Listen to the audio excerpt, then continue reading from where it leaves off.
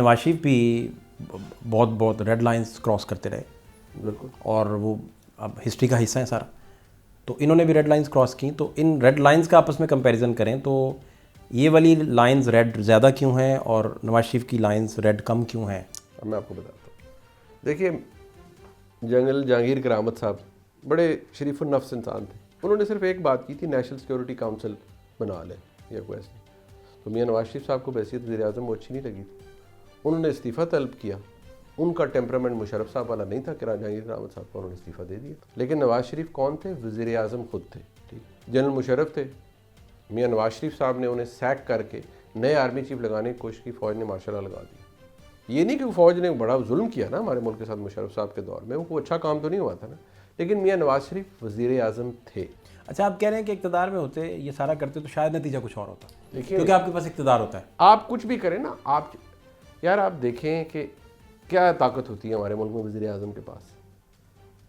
عمران خان صاحب فیض حمید صاحب کو آرمی چیف ایونچولی بنانا چاہتے تھے, پلس وہ چاہتے تھے کہ D G I S I کے طور پر کنٹینیو کریں. آپ کو اگر یاد ہو تو آئی ایس پی آر نے ان کا جو پوسٹنگ آرڈر تھا اور وہ نوٹیفیکیشن یا جو بھی اناؤنسمنٹ تھی وہ پہلے کر دی, عمران خان صاحب کی طرف سے نہیں آ رہی تھی, پرائم منسٹرز آفس سے.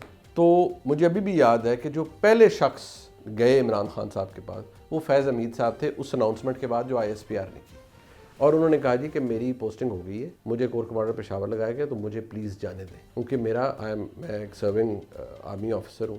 عمران خان صاحب مجھے نہیں پتا ان کو کیا تھا, وہ لوگ کہتے ہیں کہ ان کی اہلیہ نے انہیں کہا تھا کہ جی ان کو فلانے تاریخ سے پہلے نہیں جانے دینا. یہ جو امریکہ یہ تو سب مطلب بیسیکلی تو سیاسی طور پر سیلنگ کے لیے تو آپ جتنا مرضی بیانیاں بیچ لیں, لیکن فیکٹ آف دا میٹر یہ ہے کہ جب عمران خان صاحب کی حکومت آئی تو یہیں بٹھا کے اس طرح جیسے میں آپ کے ساتھ بیٹھا ہوں کہا گیا کہ جی آپ نے ان کے خلاف کوئی بات نہیں کری. ہمارے ملک میں جو وزراء اعظم ہیں وہ تو جب خود وزیر اعظم ہوتے ہیں تو ان کے پاس اختیار بڑا لمیٹڈ سا ہوتا ہے.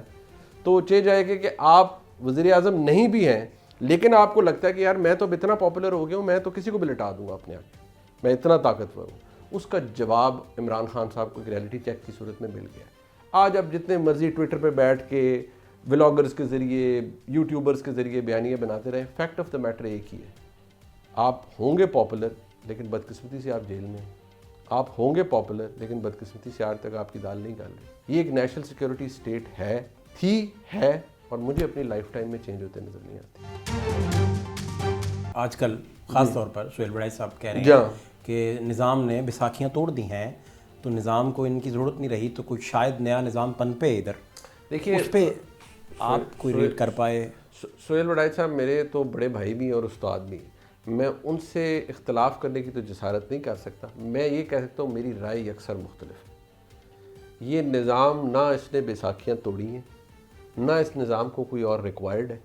جو نظام یہ چل رہا ہے اس میں شہباز شریف صاحب از دا بیسٹ بوائے. وہ جو ڈیلیور کر رہے ہیں وہ کوئی اور ڈیلیور نہیں کر سکتا. کبھی بھی آپ کی مقتدرہ کو وہ پرائم منسٹر برا نہیں لگتا جو یس سر والا ہو. آج کے جو پرائم منسٹر ہیں وہ ایک کام نہیں کرتے اور وہ ایک لفظ کا استعمال نہیں کرتے, وہ ہے کیوں. اگر آپ کیوں نہیں بولیں گے تو آپ بحیثیت وزیر اعظم قابل قبول رہیں گے for a maximum amount of time. دوسری بات یہ, ہاں نالائکی بھاری پڑ جاتی ہے, انکمپیٹنس بھاری پڑ جاتی ہے اور آپ بیگیج بھی بن جاتے ہیں.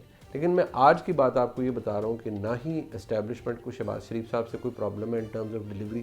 جو اس وقت کی صورتحال بنی ہوئی ہے, وہ کہتے ہیں جی ہم نے تو اس 8 مہینے 9 مہینے میں بڑا اچیو کر لیا اس نظام نے, تو بیساکھی کون توڑنے جا رہا ہے؟ کوئی بھی نہیں.